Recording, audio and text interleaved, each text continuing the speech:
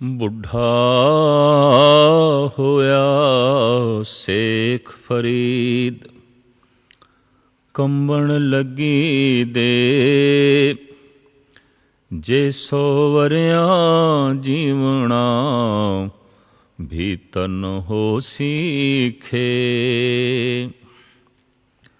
ਸੂਫੀ ਸੰਤ ਬਾਬਾ ਫਰੀਦ, ਜਿਨ੍ਹਾਂ ਦੀ ਬਿਰਹੀ ਕੂਕ ਇਹਨਾਂ ਸਲੋਕਾਂ ਵਿੱਚ ਝਲਕ ਰਹੀ ਹੈ, ਉਹਨਾਂ ਦੀ ਤੜਪ ਇਹਨਾਂ ਹੀ ਸਲੋਕਾਂ ਵਿੱਚ ਪ੍ਰਗਟ ਹੋ ਰਹੀ ਹੈ। ਮਾਨੋ ਇਹ ਸਲੋਕ ਇੱਕ ਤੜਪਣ ਦਾ ਰੂਪ ਨੇ, ਬਿਰਹੇ ਦਾ ਰੂਪ ਨੇ, ਬੈਰਾਗ ਦਾ ਰੂਪ ਨੇ। ਇਸ ਤੋਂ ਪਤਾ ਚੱਲਦਾ ਹੈ ਕਿ ਬਾਬਾ ਫਰੀਦ ਆਪਣੇ ਜੀਵਨ ਨੂੰ ਕਿਤਨੀ ਤਤਿਕਸ਼ਾ ਵਿੱਚ, ਕਿਤਨੀ ਗਹਿਰੀ ਤਪੱਸਿਆ ਵਿੱਚ ਢਾਲ ਕੇ ਸੰਤ ਬਣੇ, ਫਕੀਰ ਬਣੇ, ਅੱਲਾ ਦੇ ਪਿਆਰੇ ਬਣੇ। ਮਨੁੱਖ ਦੇ ਅੰਦਰ ਜੀਵਨ ਦੀ ਲਾਲਸਾ ਸਭ ਤੋਂ ਬੜੀ ਪ੍ਰਬਲ ਹੈ।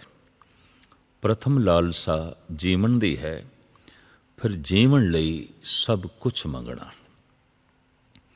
ਮੂਲ ਮੰਗ ਜੀਵਨ ਦੀ ਹੈ, ਔਰ ਇਤਨਾ ਵੱਡਾ ਜੀਵਨ ਜੋ ਗਿਣਤੀ ਤੋਂ ਵੀ ਪਰੇ, ਜਿਸ ਦਾ ਜ਼ਿਕਰ ਗੁਰੂ ਨਾਨਕ ਦੇਵ ਜੀ ਮਹਾਰਾਜ ਵੀ ਕਰ ਦਿੰਦੇ ਨੇ ਕਿ ਜੇ ਜੁਗ ਚਾਰੇ ਆਰ ਜਾ ਹੋਰ ਦਸੂਣੀ ਹੋਏ, 4 ਜੁਗਾਂ ਵਰਗੀ ਆਯੂ ਹੋ ਜਾਏ। ਔਰ ਸਿਰਫ ਇਤਨੀ ਲੰਬੀ ਆਯੂ ਹੀ ਨਹੀਂ, ਬਹੁਤ ਦੂਰ ਦਰਾਜ਼ ਤੱਕ ਨੌਖੰਡ ਪ੍ਰਿਥਵੀ ਵਿੱਚ ਨਾਮ ਦੀ ਚਰਚਾ ਵੀ ਹੋਵੇ, ਮਸ਼ਹੂਰੀ ਵੀ ਹੋਵੇ, ਇੱਜ਼ਤ ਮਾਣ ਮਰਿਆਦਾ ਲਈ ਸਾਰੇ ਨਾਲ ਚੱਲਣ ਔਰ ਹਰ ਥਾਂ 'ਤੇ ਸਨਮਾਨ ਮਿਲੇ। ਪ੍ਰਥਮ ਚਾਹਤ ਜੀਵਨ ਦੀ, ਫਿਰ ਜੀਵਨ ਵਾਸਤੇ ਸਭ ਕੁਛ ਦੀ ਚਾਹਤ। ਬਾਬਾ ਫਰੀਦ ਇਸ ਸਲੋਕ ਦੇ ਰਾਹੀਂ ਆਪਣੀ ਬਿਰਧ ਕਾਇਆ ਨੂੰ ਸਾਹਮਣੇ ਰੱਖ ਕੇ ਜਗਤ ਨੂੰ ਇੰਜ ਉਪਦੇਸ਼ ਦਿੰਦੇ ਨੇ। ਬੁੱਢਾ ਹੋਇਆ ਸੇਖ ਫਰੀਦ, ਕੰਬਣ ਲੱਗੀ ਦੇ। ਬਿਰਧ ਅਵਸਥਾ ਹੋ ਗਈ ਹੈ, ਸਰੀਰ ਪੁਰਾਣਾ ਹੋ ਗਿਆ, ਹੱਥ ਪੈਰ ਸਿਰ ਦੇਹੀ ਕੰਬਣ ਲੱਗ ਪਈ ਹੈ। ਬਾਬਾ ਫਰੀਦ ਕਹਿੰਦੇ ਨੇ, ਅਗਰ ਕੋਈ ਮਨੁੱਖ 100 ਸਾਲ ਤੱਕ ਵੀ ਔਸਤ ਜੀ ਲਵੇ ਤਾਂ ਵੀ ਖੇ ਹੀ ਆਉਣਾ ਹੈ, ਮਿੱਟੀ ਆਉਣਾ ਹੈ। ਭਾਵ ਕਿਤਨਾ ਵੀ ਲੰਬਾ ਜੀ ਲਵੇ, ਅੰਜਾਮ ਤੇ ਇਹੀ ਹੈ, ਖਾਕ ਹੋਣਾ, ਮਿੱਟੀ ਹੋਣਾ। ਦੂਸਰੇ ਸ਼ਲੋਕ ਵਿੱਚ ਆਪ ਇੱਕ ਹੋਰ ਗਹਿਰਾ ਅਨੁਭਵ ਜਗਤ ਦੇ ਸਾਹਮਣੇ ਰੱਖਦੇ ਨੇ। ਫਰੀਦਾ ਬਾਰ ਪਰਾਈਏ ਬੈਸਣਾ, ਸਾਈਂ ਮੁਝੇ ਨਾ ਦੇ। ਜੇ ਤੂੰ ਇਵੇਂ ਰਖਸੀ, ਜਿਉ ਸਰੀਰੋਂ ਲੈ। ਖੁਦਾ ਦੇ ਅੱਗੋਂ ਪ੍ਰਾਰਥਨਾ ਕਰ ਰਹੇ ਨੇ ਸੂਫੀ ਸੰਤ ਬਾਬਾ ਫਰੀਦ।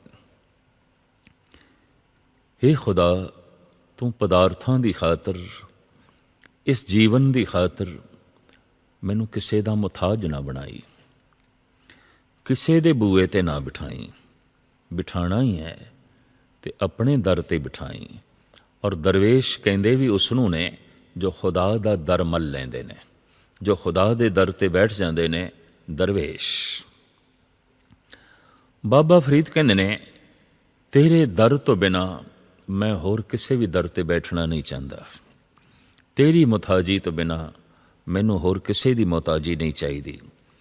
ਮੈਨੂੰ ਐ ਖੁਦਾ ਕਿਸੇ ਦੇ ਬੂਏ ਦਾ ਮੁਹਤਾਜ ਨਾ ਬਣਾਈ, ਕਿਸੇ ਦੇ ਦਰਵਾਜ਼ੇ 'ਤੇ ਨਾ ਬਿਠਾਈ।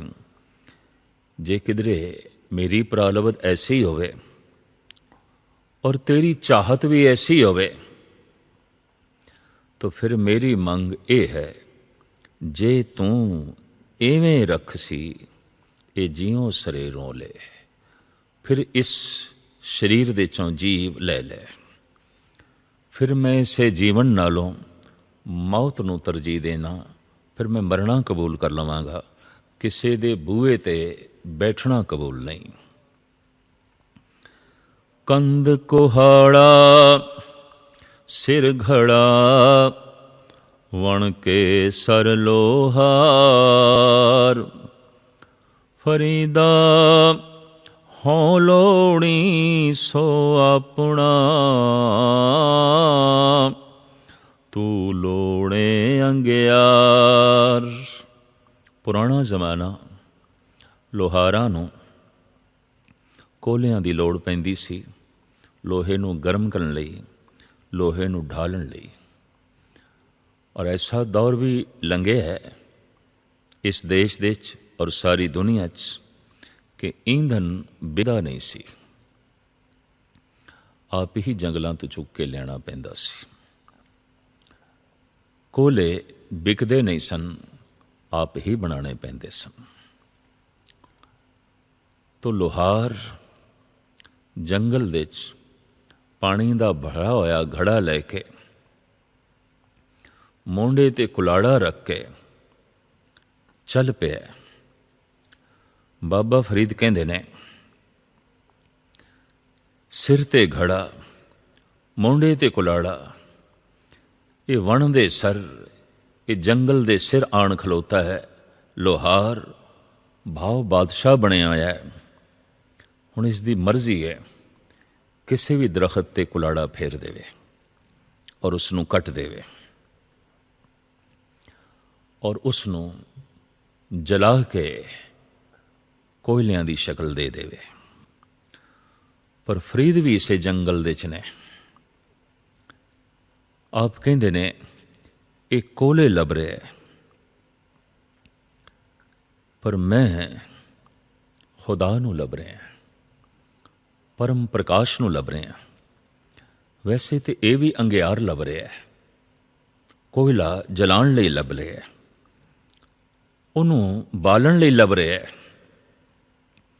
चानना मैं भी लभ रहा, पर यह जीवन नूं कोला बना के चानना लभना चाहता है।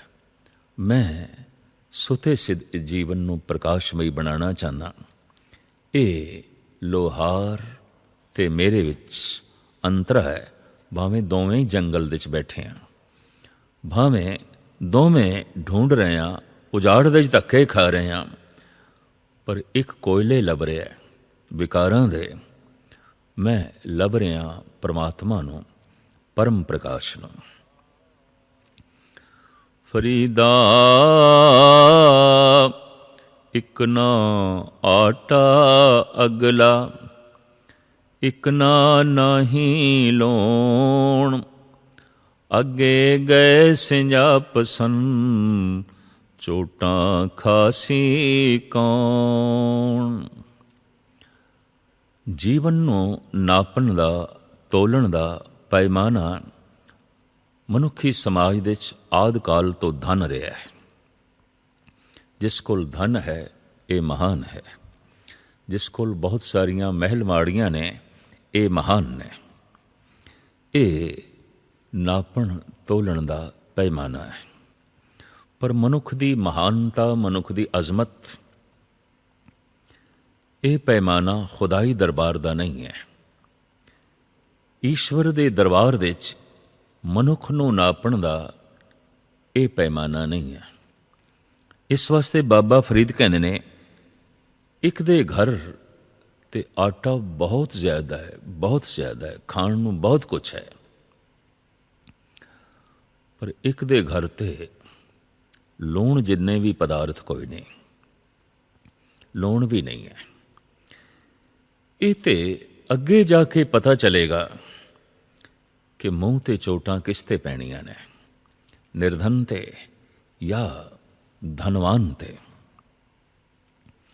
कई दफ़ा निर्धन मनुख जब चारों पासे मायूस हो जाता है तो उसके अंदर ईश्वरी तड़प पैदा हो जाती है। वो परमात्मा नूं अपना सहारा बना लेंदा है। पर एक धनवान उतने चिर तक ते भगवान का सहारा नहीं पकड़ता जितने चिर तक ऐसी अवस्था ना बन जाए कि धन नाल हर मसला हल नहीं हो सकता। धन मेरियां सारियां ख्वाहिशात दी पूर्ति नहीं कर सकता। धन मैनू सब कुछ नहीं दे सकता, मन दा सकून, मन दा चैन। जितने चिर तक इस गल दी समझ ना पवे ते इतनी वड्डी चोट ना लगे, उतने चिर तक ते धनवान ईश्वर दा सहारा नहीं पकड़दा। इस श्लोक दे इसे अनुभव नूं बाबा फरीद साडे सामने रखते पे ने। बेक दे घर ते पदार्थ अथाह ने, खाण नूं बहुत कुछ है, पर एक दे घर ते लूण जितने भी पदार्थ नहीं। एक दे घर दे ते आटा भी जरूरत तो ज़्यादा है, और एक दे घर दे ते लूण भी नहीं है।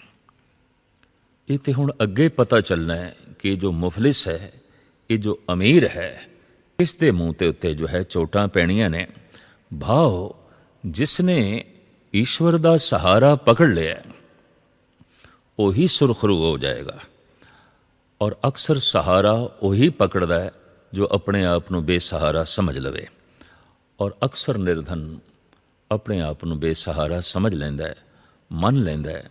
देखते हैं गुरु ग्रंथ साहब जी महाराज दे बहुत सारे जो भगत बैठे ने, कबीर, नामदेव, सदना, सैन, त्रिलोचन और भगत रविदास, ये कोई बहुत धनाढ़ घरानियां चों नहीं ने।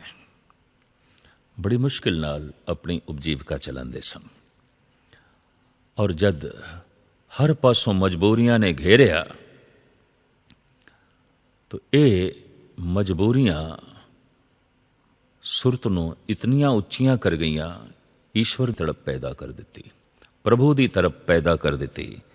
और ये मुफलिस इतने महान होए कि बड़े बड़े राजे महाराजियां ने, बादशाहां ने अपने सिर इन्हां दे कदमां ते रखे, और इन्हां दे बोल सदीवी अमर होके गूंज रहे ने और गूंजते रहेंगे।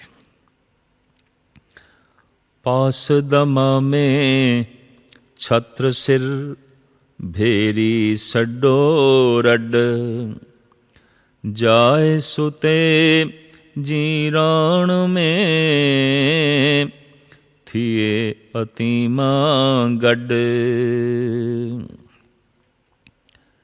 जिन्हां दे घर दे नगारे वजदे सन, जिन्हां दे अगों तौसे वजदे सन, जिन्हां दे घर नौबत वजदी सी, शहनाइयां वजदियां सन, जिन्हां दे अगों हर वक्त मान सन्मान बनिया रहिंदा सी। बाबा फरीद कहंदे मैं देखदा, जाए सुते जीराण में थिए अतीमा गड। उजाड़ दे जा सुते ने और कब्र दे दफन कर दिते गए ने। इस तरह जैसे कोई यतीम होवे, जैसे यतीम दा कोई सहारा नहीं होंदा। हुण कब्र दे कौन सहारा? हुण कब्र दे किस दी टेक? तो यतीमां दी तरह एक कब्र दे जा पए। बाबा फरीद कहंदे ने कि कई दफ़ा जीवन की लालसा दे नाल नाल पदार्थां की लालसा भी उसी तरीके नाल वधदी है और नाल जो है चलदी है। उसका अगले श्लोक दे भी आप जिक्र करते हैं। फरीदा कोठे मंडप माड़ियां, उसारे दे भी गए, कूड़ा सौदा कर गए, गोरी आए पे। सारी जिंदगी महल माड़ियां ही उसारते रहे, कोठे उसारते रहे। ये ते झूठा सौदा कर गए और एक दिन कब्र दे आण पे। वास्तविक ये सौदा सच्चा सौदा नहीं है। सच्चा सौदा वही है जिसका फल परलोक दे भी मिले, मरण तो बाद भी प्राप्त होवे। ते जिहड़ा सौदा करिए सब कुछ इत्थे ही रह जाए, इसनूं बाबा फरीद कहंदे ने ये ते ਕੂੜਾ ਸੌਦਾ ਹੋਇਆ, ਸਿਰਫ ਥੋੜ੍ਹਾ ਜਿਹਾ ਲੋਕ ਦੇ ਜਸ ਪ੍ਰਾਪਤ ਹੋ ਗਿਆ, ਪਰਲੋਕ ਤੇ ਵਿਗੜ ਗਿਆ। ਤੋ ਪਰਲੋਕ ਸਵਾਰਨ ਤੇ ਬਾਬਾ ਫਰੀਦ ਜ਼ੋਰ ਦੇ ਰਹੇ ਨੇ। ਫਰੀਦਾ ਖਿੰਤੜ ਮੇਖਾਂ ਅਗਲੀਆਂ, ਜਿੰਦ ਨ ਕਾਈ ਮੇਖ, ਵਾਰੀ ਆਪੋ ਆਪਣੀ, ਚਲੇ ਮਸਾਇਖ ਸੇਖ। ਸਰੀਰ ਦੇ ਉੱਤੇ ਜੋ ਚੋਲਾ ਪਹਿਨਿਆ, ਇਹਨੂੰ ਤੇ ਟਾਕੀਆਂ ਲਾਈਆਂ ਜਾ ਸਕਦੀਆਂ ਨੇ। ਅਗਰ ਇਹ ਫਟ ਜਾਏ ਤਾਂ ਤਰੋਪਾ ਲਾਇਆ ਜਾ ਸਕਦਾ ਹੈ, ਸੀਤਾ ਜਾ ਸਕਦਾ ਹੈ। ਪਰ ਸਰੀਰ ਦੇ ਚੋਂ ਜਦ ਜਿੰਦ ਨਿਕਲਦੀ ਹੈ, ਇਹਨੂੰ ਕਿਸ ਤਰ੍ਹਾਂ ਤਰੋਪਾ ਲਾਈਏ, ਇਹਨੂੰ ਕਿਵੇਂ ਟਾਕੀ ਲਾਈਏ, ਇਸ ਨੂੰ ਸਰੀਰ ਦੇ ਨਾਲ ਕਿਵੇਂ ਸੀਏ ਕਿ ਇਹ ਜਿੰਦ ਕਾਇਆ ਦਾ ਤਿਆਗ ਨਾ ਕਰੇ, ਸਰੀਰ ਚੋਂ ਨਾ ਨਿਕਲੇ। ਤਾਂ ਬਾਬਾ ਫਰੀਦ ਕਹਿੰਦੇ ਨੇ, ਵਾਕਈ ਜਿੰਦ ਤੇ ਕਾਇਆ ਨੂੰ ਕੋਈ ਮੇਖ ਨਹੀਂ ਲੱਗਦੀ, ਕੋਈ ਟਾਕੀ ਨਹੀਂ ਲੱਗਦੀ। ਆਪਣੀ ਆਪਣੀ ਵਾਰੀ ਦੇ ਨਾਲ ਬੜੇ ਬੜੇ ਮਸ਼ਾਇਖ, ਸ਼ੇਖ, ਮੁਦੱਬਰ, ਉਲਮਾ, ਔਲੀਆ ਆਖਿਰ ਕਬਰਾਂ ਤੱਕ ਹੀ ਪਹੁੰਚਦੇ ਨੇ। ਬਸ ਆਪਣੀ ਆਪਣੀ ਵਾਰੀ ਨਾਲ ਹੀ ਜੋ ਹੈ ਸਾਰੇ ਚੱਲਦੇ ਨੇ। ਫਰੀਦਾ ਦੋਹ ਦੀਵੇ ਬਲੰਦਿਆਂ, ਮਲਕ ਬੈਠਾ ਆਏ, ਗੜ ਲਈ ਤਾਂ ਘਟ ਲੁੱਟਿਆ, ਦੀਵੜੇ ਗਿਆ ਬੁਝਾਏ। ਅੱਖਾਂ ਦੋ ਦੀਵੇ ਜਗ ਰਹੇ ਸਨ ਕਿ ਮੌਤ ਨੇ ਆ ਕੇ ਦਰਸ਼ਨ ਦੇ ਦਿੱਤੇ। ਇਹ ਮੌਤ ਦਾ ਫਰਿਸ਼ਤਾ ਅਜਰਾਇਲ ਸਾਹਮਣੇ ਆ ਗਿਆ। ਅਨੁਭਵੀ ਪੁਰਸ਼ ਐਸਾ ਕਹਿੰਦੇ ਨੇ ਕਿ ਮੌਤ ਜੀਵਦਿਆਂ ਜੀ ਦਿਖਾਈ ਦੇਣ ਲੱਗ ਪੈਂਦੀ ਹੈ। ਮਰਨਾ ਅਗਰ 2-4 ਦਿਨ ਬਾਅਦ ਹੋਵੇ ਤਾਂ ਮਨ ਪਹਿਲੇ ਹੀ ਮਾਯੂਸ ਹੋ ਜਾਂਦਾ ਹੈ, ਉਦਾਸੀ ਘੇਰ ਲੈਂਦੀ ਹੈ ਔਰ ਉਹ ਸੋਚਦਾ ਹੈ ਲਾਜ਼ਮੀ ਕੋਈ ਵੱਡੀ ਘਟਨਾ ਘਟਣ ਵਾਲੀ ਹੈ, ਮਨ ਤੇ ਬੋਝ ਹੈ। ਕਈਆਂ ਨੂੰ ਐਸਾ ਮਹੀਨਾ 2 ਮਹੀਨਾ ਵੀ ਪ੍ਰਤੀਤ ਹੋਣ ਲੱਗ ਪੈਂਦਾ ਹੈ। ਪਰ ਜੋ ਨਿਰਮਲ ਆਤਮਾ ਨੇ, ਪਵਿੱਤਰ ਆਤਮਾਵਾਂ ਨੇ, ਉਹਨਾਂ ਨੂੰ ਤੇ 6 ਮਹੀਨੇ, ਸਾਲ ਮੇਲੇ ਪਹਿਲੇ ਵੀ ਦਿਖਾਈ ਦੇ ਜਾਂਦਾ ਹੈ। 6-6 ਮਹੀਨੇ ਪਹਿਲੇ, ਸਾਲ ਪਹਿਲੇ ਪਤਾ ਚੱਲ ਜਾਂਦਾ ਹੈ ਕਿ ਰੁਖਸਤ ਹੋ ਜਾਣਾ ਹੈ, ਚਲੇ ਜਾਣਾ ਹੈ। ਇਸੇ ਦਾ ਹੀ ਜ਼ਿਕਰ ਕਰ ਰਹੇ ਨੇ ਬਾਬਾ ਫਰੀਦ। ਅੱਖਾਂ ਦੇ 2 ਦੀਵੇ ਤੇ ਜਲ ਰਹੇ ਸਨ, ਬਲ ਰਹੇ ਸਨ, ਚਾਨਣਾ ਮੌਜੂਦ ਸੀ, ਬਾਹੋਂ ਅੱਖਾਂ ਖੁੱਲੀਆਂ ਸਨ। ਮਲਕ ਬੈਠਾ ਹੈ, ਮੌਤ ਦਾ ਫਰਿਸ਼ਤਾ ਆ ਗਿਆ, ਜਮਦੂਤ ਆ ਗਏ। ਔਰ ਐਸਾ ਵੇਖਿਆ ਗਿਆ, ਕਈਆਂ ਨੂੰ ਇਹ ਦ੍ਰਿਸ਼ ਦਿਖਾਈ ਦੇਂਦੇ ਨੇ, ਪਰ ਦੇਂਦੇ ਨੇ ਅੰਤਿਮ ਸਮੇਂ, ਔਰ ਸਿਰਫ ਉਸੇ ਨੂੰ ਹੀ ਦਿਖਾਈ ਦੇਂਦੇ ਨੇ ਜਿਸ ਤੇ ਘਟਨਾ ਘਟਣ ਵਾਲੀ ਹੁੰਦੀ ਹੈ, ਦੂਸਰੇ ਨੂੰ ਦਿਖਾਈ ਨਹੀਂ ਦਿੰਦੇ। ਇਸ ਵਾਸਤੇ ਮਰਦੇ ਹੋਏ ਮਨੁੱਖ ਨੇ ਅੱਜ ਤੱਕ ਕੋਈ ਇਸ ਤਰ੍ਹਾਂ ਦੇ ਪ੍ਰਤੱਖ ਪ੍ਰਮਾਣ ਮੁਹੱਈਆ ਨਹੀਂ ਕੀਤੇ ਜਿਸ ਤੋਂ ਦੂਸਰਿਆਂ ਨੂੰ ਯਕੀਨ ਹੋ ਜਾਏ ਕਿ ਇਹ ਕੀ ਵੇਖ ਰਿਹਾ ਹੈ ਔਰ ਕਿੱਧਰ ਜਾ ਰਿਹਾ ਹੈ। ਸੰਤ ਜਨ, ਅਵਤਾਰੀ ਪੁਰਸ਼ਾਂ ਨੂੰ ਜੋ ਆਪਣੇ ਜੀਵਨ ਦੇ ਚੀਜ਼ ਕੁਝ ਦਿਖਾਈ ਦੇ ਜਾਂਦਾ ਹੈ, ਉਹ ਆਪਣੇ ਬੋਲਾਂ ਰਾਹੀਂ, ਉਹ ਆਪਣੇ ਬਚਨਾਂ ਰਾਹੀਂ ਜਗਤ ਨੂੰ ਸੰਦੇਸ਼, ਉਪਦੇਸ਼ ਦਿੰਦੇ ਰਹਿੰਦੇ ਨੇ। ਆਪ ਕਹਿੰਦੇ ਨੇ ਅੱਖਾਂ ਦੇ 2 ਦੀਵੇ ਤੇ ਜਲ ਰਹੇ ਸਨ, ਪਰ ਮੌਤ ਦਾ ਫਰਿਸ਼ਤਾ ਆ ਗਿਆ, ਗੜ ਲੀਤਾ ਘਟ ਲੁੱਟਿਆ, ਦੀਵੜੇ ਗਿਆ ਬੁਝਾਏ। ਆਖਰ ਉਸਨੇ ਕਿਲੇ ਦੇ ਅੰਦਰ ਪ੍ਰਵੇਸ਼ ਕੀਤਾ, ਸਾਰੇ ਪ੍ਰਾਣ ਲੁੱਟ ਲਏ, ਸਾਰੀ ਜੀਵਨ ਸ਼ਕਤੀ ਲੁੱਟ ਲਈ ਤੇ ਅੱਖਾਂ ਦੇ ਦੋਵੇਂ ਦੀਵੇ ਬੁਝਾ ਕੇ ਚਲਾ ਗਿਆ। ਐਸਾ ਤੂਫਾਨ ਜਿਸ ਨੇ ਦੋਵੇਂ ਦੀਵੇ ਬੁਝਾ ਕੇ ਰੱਖ ਦਿੱਤੇ, ਜ਼ਿੰਦਗੀ ਮੌਤ ਦੇ 'ਚ ਬਦਲ ਗਈ। ਫਰੀਦਾ ਵੇਖ ਕਪਾਏ ਜੇਥੀਆ, जे सिर थिया तिलाए, कम्मा दे अर काग दे कुन्ने कोए ले आए। मंदे अमल करेंदियां ए सजाए तिनाए। जिन्हां ने जीवन दे कोई भी शुभ कर्म नहीं कीता, अशुभ ही करते रहे, और वो हर कर्म अशुभ है जिस नाल दूसरे ਨੂੰ चोट पहुँचे। ਕਿਸੇ ਦੇ ਤਨ ਨੂੰ ਚੋਟ ਪਹੁੰਚੇ, ਕਿਸੇ ਦੇ ਮਨ ਨੂੰ ਚੋਟ ਪਹੁੰਚੇ, ਕਿਸੇ ਦੀ ਅਰਥ ਵਿਵਸਥਾ ਨੂੰ ਚੋਟ ਪਹੁੰਚੇ, ਕਿਸੇ ਦੀ ਇੱਜ਼ਤ ਮਾਣ ਮਰਿਆਦਾ ਅਸਮਤ ਨੂੰ ਚੋਟ ਪਹੁੰਚੇ। ਜਿਸ ਕਰਮ ਤੋਂ ਦੂਸਰੇ ਨੂੰ ਚੋਟ ਪਹੁੰਚੇ, ਇਹ ਮੰਦਾ ਅਮਲ ਹੈ, ਇਹ ਅਸ਼ੁਭ ਕਰਮ ਹੈ। ਔਰ ਮਨੁੱਖ ਕਰੀਬਨ ਹਰ ਵਕਤ ਤਿਆਰ ਹੀ ਹੈ ਦੂਸਰੇ ਨੂੰ ਚੋਟ ਪਹੁੰਚਾਉਣ ਲਈ, ਬਸ ਸਿਰਫ ਇਸ ਨੂੰ ਮੌਕਾ ਮਿਲਣਾ ਚਾਹੀਦਾ ਹੈ। ਇੰਜ ਕਹਿ ਲਓ, ਮਨੁੱਖ ਮੌਕਿਆਂ ਦੀ ਤਲਾਸ਼ ਦੇ 'ਚ ਹੈ, ਔਰ ਜੈਸੇ ਮੌਕਾ ਮਿਲਿਆ ਇਹ ਚੋਟ ਕਰਨੋਂ ਬਾਜ਼ ਨਹੀਂ ਆਉਂਦਾ।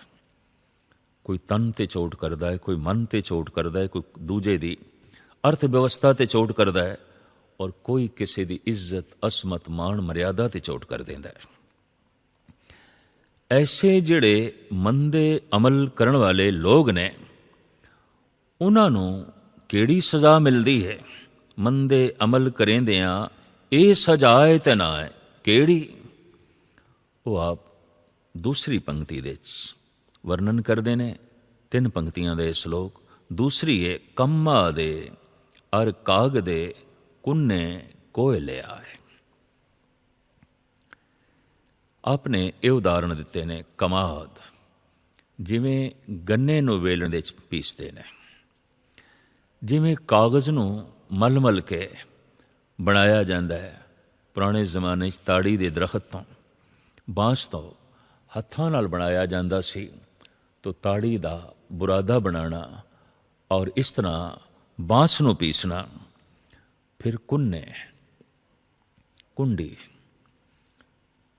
ਜਿਸ ਦੇ 'ਚ ਸਾਗ ਭਾਜੀ ਬਣਾਈ ਦੀ ਮਿੱਟੀ ਦੀ ਬਣੀ ਹੋਈ ਅੱਗ 'ਤੇ ਪਈ ਹੈ ਔਰ ਸੜ ਕੇ ਕਾਲੀ ਹੋ ਰਹੀ ਹੈ, ਔਰ ਫਿਰ ਕੋਇਲੇ ਅੱਗ ਦੇ 'ਚ ਪਾ ਕੇ ਰਾਖ ਕੀਤੇ ਜਾ ਰਹੇ ਨੇ।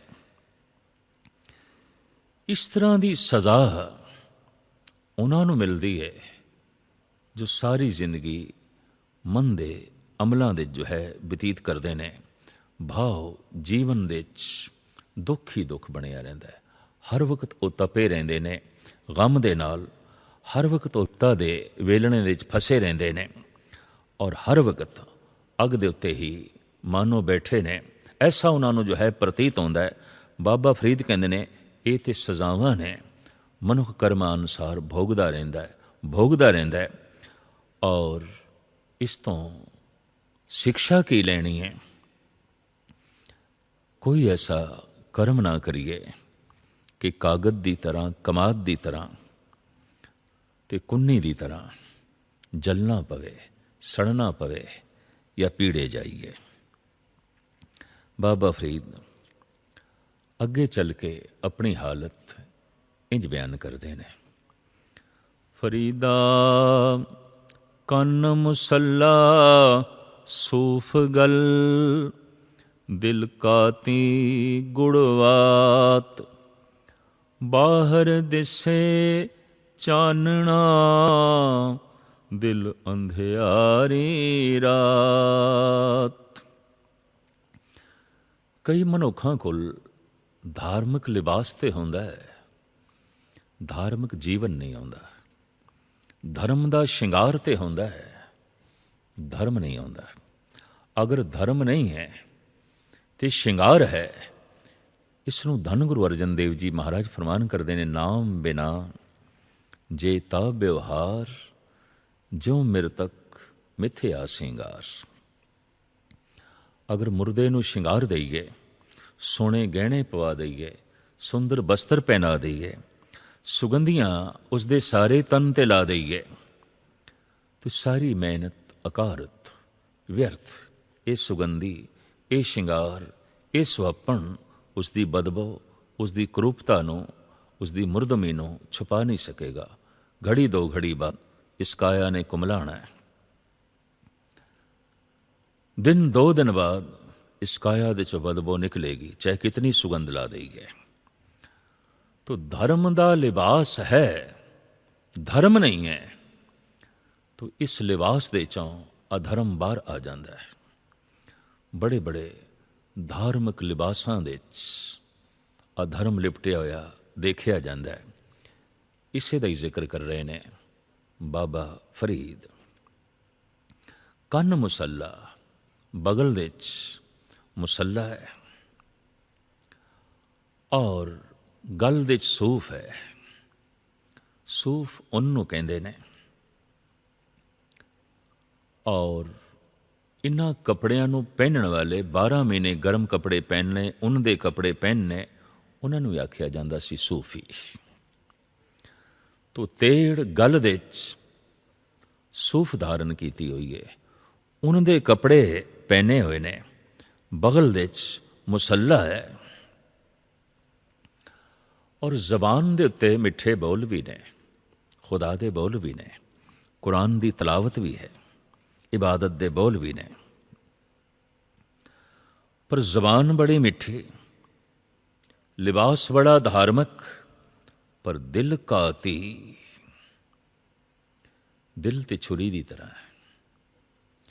इस दे अंदर ते जो कुछ चल रहा है वो तो एक छुरी है, बस कोई सामने आना चाहिए, ये जबा करके रख देगा, ये वड के रख देगा। ये गल वखरी है कि दिल काती गुड़वात, वात कहते ने मूँह नूं, बस मूँह दे गुड़ है, दिल दे ते काती है। बाहर दिसे चानना, दिल अंधेरी रात।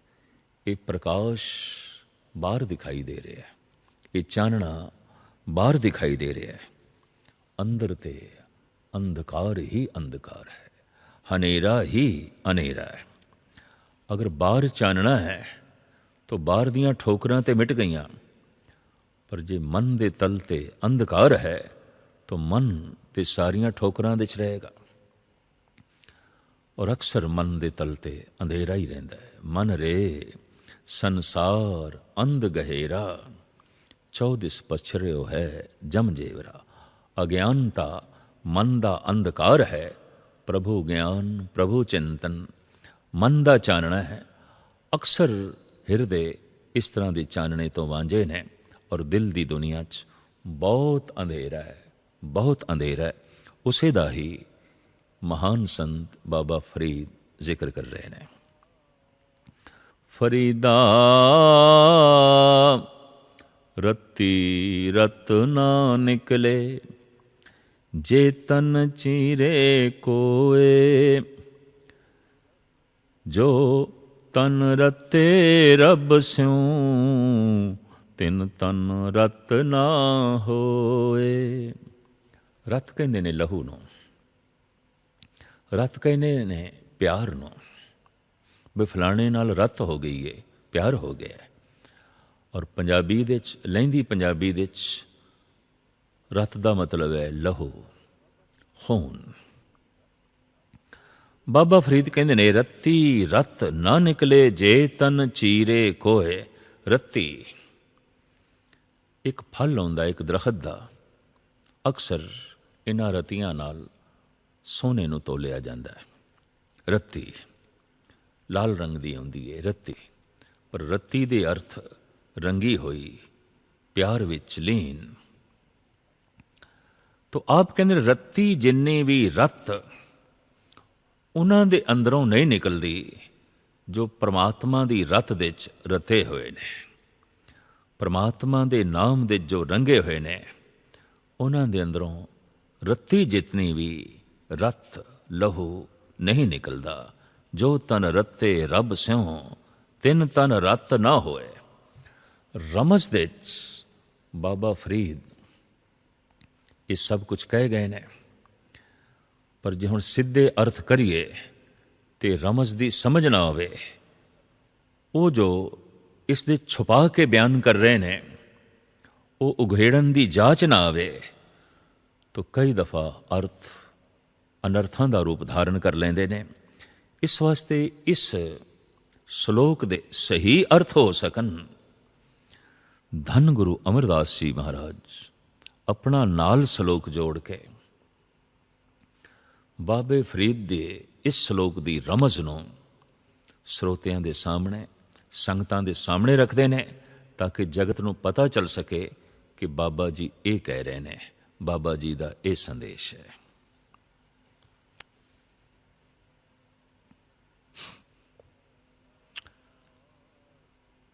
ਮਹੱਲਾ ਤੀਜਾ। ਇਹ ਤਨ ਸਭੋ ਰਤ ਹੈ, ਰਤ ਬਿਨ ਤਨ ਨਾ ਹੋਏ। ਜੋ ਸੈ ਰਤੇ ਆਪਣੇ, ਤਿਨ ਤਨ ਲੋਭ ਰਤ ਨਾ ਹੋਏ। ਭੈ ਪਈਏ ਤਨ ਖੀਣ ਹੋਏ, ਲੋਭ ਰਤ ਵਿੱਚੋਂ ਜਾਏ। ਜਿਉ ਬੈ ਸੰਤਰ ਧਾਤ ਸੁਧ ਹੋਏ, ਤਿਉ ਹਰ ਕਾ ਭਉ ਦੁਰਮਤ ਮੈਲ ਗਵਾਏ। ਨਾਨਕ ਤੇ ਜਨ ਸੋਹਣੇ, ਜੇ ਰਤੇ ਹਰ ਰੰਗ ਲਾਏ। ਧੰਨ ਗੁਰੂ ਅਮਰਦਾਸ ਜੀ ਮਹਾਰਾਜ ਫਰਮਾਨ ਕਰਦੇ ਨੇ, ਐ ਫਰੀਦ, ਇਹ ਤਨ ਸਭ ਕੁਛ ਲਹੂ ਹੀ ਹੈ, ਜੀਵਨ ਲਹੂ ਹੀ ਹੈ। ਔਰ ਲਹੂ ਤੋਂ ਬਿਨਾ, ਖੂਨ ਤੋਂ ਬਿਨਾ, ਰਤ ਤੋਂ ਬਿਨਾ ਇਹ ਤਨ ਹੋ ਹੀ ਨਹੀਂ ਸਕਦਾ। ਇਹੋ ਤਨ ਸਭੋ ਰਤ ਹੈ, ਰਤ ਬਿਨ ਤਨ ਨਾ ਹੋਏ। ਪਰ ਹਾਂ, ਇੱਕ ਰਤ ਰਤਿਆਂ ਹੋਇਆਂ ਦੇ 'ਚ ਨਹੀਂ ਆਉਂਦੀ। ਦਰਅਸਲ ਕਹੇ ਤੇ ਉਹੀ ਰਹੇ ਨੇ ਬਾਬਾ ਫਰੀਦ ਵੀ, ਪਰ ਰਮਜ਼ ਦੇ 'ਚ ਕਹੇ ਗਏ ਨੇ। ਖੋਲ੍ਹਦੇ ਨੇ ਉਸ ਨੂੰ ਤੀਸਰੇ ਗੁਰੂ ਨਾਨਕ ਧੰਨ ਗੁਰੂ ਅਮਰਦਾਸ ਜੀ ਮਹਾਰਾਜ। ਜੋ ਸਹਿ ਰਤੇ ਆਪਣੇ, ਤਿਨ ਤਨ ਲੋਭ ਰਤ ਨਾ ਹੋਏ। ਜੋ ਪ੍ਰਮਾਤਮਾ ਦੇ ਰੰਗ ਦੇ 'ਚ ਰੰਗੇ ਹੋਏ ਆਉਂਦੇ ਨੇ, ਉਹਨਾਂ ਦੇ ਅੰਦਰ ਲੋਭ ਦਾ ਰੰਗ ਨਹੀਂ ਆਉਂਦਾ। ਲੋਭ ਤੇ ਸੰਤੋਖ ਦੇ 'ਚ ਇਤਨਾ ਹੀ ਫਰਕ ਹੈ। ਲੋਭੀ ਕਦੀ ਸੰਤੁਸ਼ਟ ਨਹੀਂ ਆਉਂਦਾ, ਔਰ ਸੰਤੁਸ਼ਟ ਕਤਈ ਲੋਭੀ ਨਹੀਂ ਆਉਂਦਾ। ਧਰਮ ਦਾ ਜਨਮ ਵੀ ਸੰਤੁਸ਼ਟੀ ਤੋਂ ਹੀ ਆਉਂਦਾ ਹੈ, ਔਰ ਸਾਰੇ ਦਾ ਸਾਰਾ ਅਧਰਮ ਅਸੰਤੁਸ਼ਟੀ ਤੇ ਖੜਾ ਰਹਿੰਦਾ ਹੈ। ਪਰਿਵਾਰ ਤੋਂ ਅਸੰਤੁਸ਼ਟ, ਵਿਵਹਾਰ ਤੋਂ ਅਸੰਤੁਸ਼ਟ, ਪਦਾਰਥਾਂ ਤੋਂ ਅਸੰਤੁਸ਼ਟ, ਆਪਣੇ ਜੀਵਨ ਤੋਂ ਅਸੰਤੁਸ਼ਟ, ਕਦਮ ਕਦਮ ਦੇ ਉੱਤੇ ਇਹ ਅਸੰਤੁਸ਼ਟੀ ਹੀ ਨਰਕ ਬਣਾ ਦਿੰਦੀ ਹੈ। ਔਰ ਅੰਦਰ ਲੈਣ ਦੀ ਭਾਵਨਾ ਬੜੀ ਪ੍ਰਬਲ ਹੋ ਜਾਂਦੀ ਹੈ। ਦੂਸਰਿਆਂ ਕੋਲ ਲੈਣਾ ਹੈ, ਪਰਿਵਾਰ ਕੋਲ ਲੈਣਾ ਹੈ, ਸੰਸਾਰ ਦੇ ਕੋਲੋਂ ਲੈਣਾ ਹੈ, ਨਿਰੰਕਾਰ ਕੋਲ ਲੈਣਾ ਹੈ, ਸੁਖ ਲੈਣਾ ਹੈ, ਸ਼ਾਂਤੀ ਲੈਣੀ ਹੈ, ਮਾਨ ਲੈਣਾ ਹੈ, ਸਨਮਾਨ ਲੈਣਾ ਹੈ, ਧਨ ਲੈਣਾ ਹੈ, ਪਦਾਰਥ ਲੈਣੇ ਨੇ। ਹਰ ਵਕਤ ਲੈਣ ਦੀ ਇਹ ਬਿਰਤੀ ਲੋਭ ਨੂੰ ਜਨਮ ਦੇ ਦਿੰਦੀ ਹੈ। ਇਹੀ ਲੋਭ ਸਮਾਂ ਪਾ ਕੇ ਪਾਪ ਬਣ ਜਾਂਦਾ ਹੈ।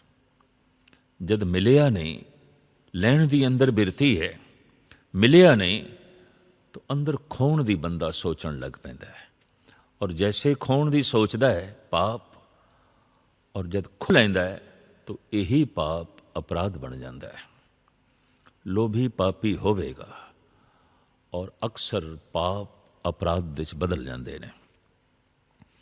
ਇਸ ਵਾਸਤੇ ਧੰਨ ਗੁਰੂ ਅਮਰਦਾਸ ਜੀ ਮਹਾਰਾਜ ਆਪਣੇ ਪਾਵਨ ਪਵਿੱਤਰ ਸ਼ਲੋਕ ਦੇ ਰਾਹੀਂ ਸਮਝਾ ਰਹੇ ਨੇ ਕਿ ਜੋ ਰੱਬ ਦੇ ਰੰਗ ਦੇ 'ਚ ਰਤੇ ਹੋਏ ਨੇ, ਉਹਨਾਂ ਦੇ ਅੰਦਰ ਲੋਭ ਦੀ ਰਤ ਨਹੀਂ ਆਉਂਦੀ, ਪਾਪ ਦੀ ਰਤ ਨਹੀਂ ਆਉਂਦੀ, ਅਪਰਾਧ ਦੀ ਰਤ ਨਹੀਂ ਆਉਂਦੀ। ਭੈ ਪਈਏ ਤਨ ਖੀਣ ਹੋਏ, ਲੋਭ ਰਤ ਵਿੱਚੋਂ ਜਾਏ। ਪਰਮਾਤਮਾ ਦਾ ਭੈ ਇੱਕ ਐਸੀ ਅਗਨੀ ਹੈ, ਇਸ ਅਗਨੀ ਕਰਕੇ ਉਹਨਾਂ ਦੇ ਤਨ ਵਿੱਚ ਲੋਭ ਦੀ ਰਤ ਸੁੱਕ ਜਾਂਦੀ ਹੈ। ਸਾਰਾ ਲੋਭ ਸੁੱਕ ਜਾਂਦਾ ਹੈ। ਜਿਉਂ ਬੈਸੰਤਰ ਧਾਤ ਸੁਧ ਹੋਏ, ਤਿਉਂ ਹਰ ਕਾ ਭਉ ਦੁਰਮਤ ਮੈਲ ਗਵਾਏ। ਜੈਸੇ ਅਗਨੀ ਸੋਨੇ ਨੂੰ ਸ਼ੁੱਧ ਕਰ ਦਿੰਦੀ ਹੈ, ਇਸ ਤਰ੍ਹਾਂ ਈਸ਼ਵਰੀ ਭੈ ਮਨੁੱਖ ਦੇ ਹਿਰਦੇ ਨੂੰ ਸ਼ੁੱਧ ਕਰ ਦਿੰਦਾ ਹੈ। ਸਾਰੇ ਦੁਰਮਤੀ, ਸਾਰੇ ਗਲਤ ਵਿਚਾਰ ਉਸ ਦੇ ਅੰਦਰੋਂ ਨਿਕਲ ਜਾਂਦੇ ਨੇ ਔਰ ਉਹਨਾਂ ਦੇ ਮੱਥੇ ਸੋਹਣੇ ਹੋ ਜਾਂਦੇ ਨੇ। ਉਹਨਾਂ ਦੀ ਜੀਵਨ ਸ਼ੈਲੀ ਕਾਬਲੇ ਦੀਦ ਹੋ ਜਾਂਦੀ ਹੈ। ਨਾਨਕ ਤੇ ਜਨ ਸੋਹਣੇ, ਜੇ ਰੱਤੇ ਹਰ ਰੰਗ ਲਾਏ। ਜਿਹੜੇ ਹਰੀ ਦੇ ਰੰਗ ਦੇ 'ਚ ਰੱਤੇ ਹੋਏ ਨੇ, ਸੋਹਣੇ ਨੇ, ਇਸ ਲੋਕ ਦੇ 'ਚ ਵੀ ਸੁਰਖਰੂ ਨੇ, ਪਰਲੋਕ ਦੇ 'ਚ ਵੀ ਸੁਰਖਰੂ ਨੇ। ਬਾਬਾ ਫਰੀਦ ਅਗਲੇ ਸਲੋਕ ਦੇ 'ਚ ਇੱਕ ਬੜੀ ਮਹਾਨ ਵਿਚਾਰ ਮਨੁੱਖਤਾ ਦੀ ਝੋਲੀ ਦੇ 'ਚ ਪਾਉਂਦੇ ਨੇ। ਫਰੀਦਾ ਸੋਈ ਸਰਵਰ ਢੂੰਡ ਲੋ, ਜਿੱਥੋਂ ਲੱਭੀ ਵਥ, ਛੱਪੜ ਢੂੰਡੇ ਕਿਆ ਥੀਏ, ਚਿੱਕੜ ਡੂਬੇ ਹੱਥ। ਛੱਪੜ ਡੂਬੇ ਕਿਆ ਹੋਵੇ, ਚਿੱਕੜ ਡੂਬੇ ਹੱਥ। ਭਗਤ ਕਬੀਰ ਨੇ ਵੀ ਆਪਣੇ ਸਲੋਕ ਦੇ 'ਚ ਐਸਾ ਕਿਹਾ ਹੈ, ਕਬੀਰ ਸਮੁੰਦ ਨਾ ਛੋੜੀਏ, ਜੋ ਅਤ ਖਾਰੋ ਹੋਏ, ਪੋਖਰ ਪੋਖਰ ਢੂੰਢਤੇ, ਭਲੋ ਨ ਕਹੇ ਕੋਏ। ਅਗਰ ਕੋਈ ਮੋਤੀ ਛੋਟੇ ਛੋਟੇ ਛੱਪੜਾਂ ਦੇ 'ਚ ਲੱਭਦਾ ਫਿਰਦਾ ਹੈ, ਤਾਂ ਹਰ ਇੱਕ ਨੇ ਕਹਿਣਾ ਹੈ ਮੂੜ ਹੈ, ਮੂਰਖ ਹੈ। ਛੱਪੜਾਂ ਦੇ 'ਚੋਂ ਮੋਤੀ ਲੱਭਦੇ ਨੇ, ਮੋਤੀ ਤੇ ਸਾਗਰ ਦੇ 'ਚੋਂ ਲੱਭਣਗੇ, ਮਹਾਨ ਸਾਗਰ ਦੇ 'ਚੋਂ ਲੱਭਣਗੇ, ਗਹਿਰੇ ਤਲ ਦੇ 'ਚੋਂ ਜੋ ਹੈ ਲੱਭਣਗੇ। ਤੋ ਬਾਬਾ ਫਰੀਦ ਆਪਣੇ ਪਾਵਨ ਪਵਿੱਤਰ ਸਲੋਕ ਦੇ ਰਾਹੀਂ ਕਹਿ ਰਹੇ ਨੇ, ਫਰੀਦਾ ਸੋਈ ਸਰਵਰ ਢੂੰਡ ਲੋ, ਉਹ ਸਾਗਰ ਲੱਭ ਲੈ, ਉਸ ਸਮੁੰਦਰ ਦੀ ਤਲਾਸ਼ ਕਰ, ਜਿੱਥੋਂ ਤੈਨੂੰ ਨਾਮ ਦੀ ਵਤ, ਜਿੱਥੋਂ ਤੈਨੂੰ ਇਹ ਸੁੱਚਾ ਮੋਤੀ ਲੱਭ ਸਕਦਾ ਹੈ। ਭਾਵ ਸਤਸੰਗ ਦੀ ਤਲਾਸ਼ ਕਰ, ਪ੍ਰਭੂ ਦਾ ਜਿੱਥੇ ਚਿੰਤਨ ਹੋਵੇ ਔਰ ਚਿੰਤਨ ਕਰਨ ਵਾਲਿਆਂ ਦਾ ਇਕੱਠ ਹੋਵੇ, ਪ੍ਰਭੂ ਨੂੰ ਯਾਦ ਕਰਨ ਵਾਲਿਆਂ ਦਾ ਜੋ ਇਕੱਠ ਹੈ, ਇਹ ਇੱਕ ਐਸਾ ਸਾਗਰ ਹੈ ਜਿੱਥੋਂ ਨਾਮ ਦਾ ਮੋਤੀ ਲੱਭ ਸਕਦਾ ਹੈ। ਨਾਮ ਜਪਣ ਦੀ ਪ੍ਰੇਰਨਾ ਦਰਅਸਲ ਸਤਸੰਗ ਦੇ ਸਰੋਵਰ ਤੋਂ ਹੀ ਪ੍ਰਾਪਤ ਹੋ ਸਕਦੀ ਹੈ ਔਰ ਇਹ ਪ੍ਰੇਰਨਾ ਹੀ ਨਾਮ ਦੀ ਭਗਤੀ ਕਰਾ ਦਿੰਦੀ ਹੈ। ਮਨੁੱਖ ਦੇ ਅੰਦਰ ਉਦਮ ਪੈਦਾ ਹੋ ਜਾਂਦਾ ਹੈ। ਪਰ ਛੱਪੜ ਛੱਪੜੀਆਂ ਦੇ 'ਚ, ਛੋਟੇ ਛੋਟੇ ਪੋਖਰਾਂ ਦੇ 'ਚ ਅਗਰ ਕੋਈ ਨਾਮ ਦਾ ਮੋਤੀ ਲੱਭੇ, ਭਾਵ ਇੱਕ ਈਸ਼ਵਰੀ ਸਤਸੰਗ, ਇੱਕ ਈਸ਼ਵਰੀ ਚਿੰਤਨ ਕਰਨ ਵਾਲਿਆਂ ਤੋਂ ਇਲਾਵਾ ਮਨੋ ਕਾਮਨਾਵਾਂ ਨੂੰ ਮੁੱਖ ਰੱਖ ਕੇ ਜੋ ਕਦੀ ਕਿਧਰੇ ਤੇ ਕਦੀ ਕਿਧਰੇ ਸਾਧਨਾ ਪਏ ਕਰਦੇ ਨੇ, ਬਾਬਾ ਫਰੀਦ ਕਹਿੰਦੇ ਉਹਨਾਂ ਨੂੰ ਤੇ ਕੋਈ ਚੰਗਾ ਨਹੀਂ ਕਹਿ ਸਕਦਾ। ਠੀਕ ਹੈ, ਪਾਣੀ ਉਹਨਾਂ ਕੋਲ ਵੀ ਹੋਵੇਗਾ, ਇਹ ਦੇਵੀ ਦੇਵਤੇ ਵੀ ਪਿਆਸ ਬੁਝਾ ਦਿੰਦੇ ਹੋਣਗੇ, ਪਰ ਹਨ ਇਹ ਛੱਪੜ, ਇੱਥੋਂ ਸੁੱਚਾ ਨਾਮ ਦਾ ਮੋਤੀ ਨਹੀਂ ਲੱਭ ਸਕਦਾ। ਇਸ ਵਾਸਤੇ ਬਾਬਾ ਫਰੀਦ ਕਹਿੰਦੇ ਨੇ, ਇੱਕ ਖੁਦਾਈ ਸਰੋਵਰ ਲੱਭ ਲੈ, ਇਹ ਖੁਦਾ ਰੂਪ ਸਾਗਰ ਨੂੰ ਲੱਭ, ਬਾਕੀ ਸਭ ਛੱਡ ਦੇ। ਛੜਾਂ ਦੇ 'ਚ ਮੋਤੀ ਨਹੀਂ ਲੱਭਦੇ, ਸਾਗਰਾਂ ਦੇ 'ਚ ਹੀ ਮੋਤੀ ਲੱਭਦੇ ਨੇ। ਪਰਮਾਤਮਾ ਕੋਲੋਂ ਹੀ ਪਰਮ ਆਨੰਦ ਦੀ ਪ੍ਰਾਪਤੀ ਹੁੰਦੀ ਹੈ। ਬਾਕੀ ਥਾਵਾਂ 'ਤੇ ਸਿਰਫ ਵਕਤੀ ਤੌਰ 'ਤੇ ਜੀਵਨ ਦੀਆਂ ਲੋੜਾਂ ਦੀ ਪੂਰਤੀ ਤੇ ਹੋ ਸਕਦੀ ਹੈ, ਪਰਮ ਆਨੰਦ ਦੀ ਪ੍ਰਾਪਤੀ ਨਹੀਂ ਹੋ ਸਕਦੀ। ਤੋ ਬੜੇ ਸੁੰਦਰ ਉਦਾਹਰਣ ਦੇ ਕੇ ਬਾਬਾ ਫਰੀਦ ਜੀ ਸਮਝਾ ਰਹੇ ਨੇ। ਫਰੀਦਾ ਨੰਡੀ ਕੰਤ ਨਾ ਰਾਵਿਓ, ਵੱਡੀ ਥੀ ਮੁਆਸ, ਧਨ ਕੂ ਕਹਿੰਦੀ ਗੁਰ ਮੈਂ, ਤੈਸੇ ਨਾ ਮਿਲਿਆ ਸੇ। ਛੋਟੀ ਉਮਰ ਸੀ, ਬਾਲੀ ਉਮਰ ਸੀ, ਪ੍ਰਭੂ ਦਾ ਚਿੰਤਨ ਨਹੀਂ ਕੀਤਾ। ਬਚਪਨਾ ਜਵਾਨੀ ਖੇਡਾਂ ਵਿੱਚ ਵਿਕਾਰਾਂ ਵਿੱਚ ਬਤੀਤ ਹੋਈ। ਵੱਡੀ ਥੀ ਮੁਹੱਈਆਸ, ਬੁੱਢਾ ਹੋ ਗਿਆ ਔਰ ਬੁੱਢਾ ਹੋ ਕੇ ਇੱਕ ਦਿਨ ਮਰ ਗਿਆ। ਧਨ ਕੋ ਕਹਿੰਦੀ ਗੌਰ ਮੈਂ ਤੈਸੇ ਨਾ ਮਿਲਿਆਸ। ਇਹ ਜੀਵ ਰੂਪੀ ਇਸਤਰੀ ਕਬਰ ਦੇ 'ਚ ਪਈ ਕੂਕ ਰਹੀ ਹੈ, ਪੁਕਾਰ ਰਹੀ ਹੈ, ਪਰਮਾਤਮਾ ਦਾ ਮਿਲਾਪ ਤੇ ਹੋਇਆ ਨਾ। ਬਚਪਨਾ ਅਜਾਈਂ ਚਲਾ ਗਿਆ, ਜਵਾਨੀ ਅਕਾਰਤ ਚਲੀ ਗਈ, ਬੁਢੇਪਾ ਫਿਜ਼ੂਲ ਚਲਾ ਗਿਆ ਔਰ ਸਰੀਰ ਕਬਰ ਦੇ 'ਚ ਆ ਗਿਆ। ਪ੍ਰਭੂ ਦਾ ਮਿਲਾਪ ਤੇ ਹੋਇਆ ਨਹੀਂ। ਕਬਰ ਤੱਕ ਪਹੁੰਚ ਗਏ ਹਾਂ ਪਰ ਮਨ ਖੁਦਾ ਤੱਕ ਤੇ ਪਹੁੰਚਿਆ ਨਹੀਂ। ਜੀਵਨ ਦੀ ਸਫਲਤਾ ਇਸ ਦੇ 'ਚ ਹੈ ਕਿ ਤਨ ਜਦ ਸ਼ਮਸ਼ਾਨ ਘਾਟ ਤੱਕ ਪਹੁੰਚੇ, ਉਸ ਤੋਂ ਪਹਿਲੇ ਮਨ ਭਗਵਾਨ ਦੇ ਘਾਟ ਪਹੁੰਚ ਜਾਏ ਤਾਂ ਕਹਿੰਦੇ ਨੇ ਜੀਵਨ ਯਾਤਰਾ ਸਫਲ ਹੋ ਗਈ। ਸਫਲ ਸਫਲ ਭਈ ਸਫਲ ਯਾਤਰਾ, ਆਵਣ ਜਾਣ ਰਹੇ ਮਿਲੇ ਸਾਦਾ। ਤਨ ਕਬਰ ਤੱਕ ਪਹੁੰਚੇ, ਉਸ ਤੋਂ ਪਹਿਲੇ ਰੂਹ ਖੁਦਾ ਤੱਕ ਪਹੁੰਚ ਜਾਏ ਤਾਂ ਜ਼ਿੰਦਗੀ ਸਫਲ, ਜੀਵਨ ਸਫਲ। ਤਨ ਕਬਰ ਤੱਕ ਪਹੁੰਚ ਗਿਆ, ਰੂਹ ਖੁਦਾ ਤੱਕ ਪਹੁੰਚੀ ਨਹੀਂ ਤਾਂ ਇਸਲਾਮੀ ਖਿਆਲ ਕਿ ਰੂਹਾਂ ਕਬਰ ਦੇ 'ਚ ਪਈਆਂ ਰਹਿੰਦੀਆਂ ਨੇ। ਤਾਂ ਆਪ ਕਹਿ ਰਹੇ ਨੇ ਇਹ ਕਬਰ ਦੇ 'ਚ ਪਈ ਜਿੰਦ ਨਿਮਾਣੀ ਇਹ ਰੂਹ ਕੂਕ ਰਹੀ ਹੈ, ਪੁਕਾਰ ਰਹੀ ਹੈ, ਹੇ ਖੁਦਾ ਤੇਰਾ ਮਿਲਾਪ ਤੇ ਹੋਇਆ ਨਾ।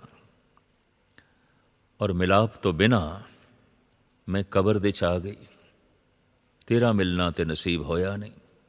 ਤਨ ਨੇ ਕਬਰ ਤੱਕ ਆਉਣਾ ਸੀ, ਮੈਂ ਤੇਰੇ ਘਰ ਪਹੁੰਚਣਾ ਸੀ,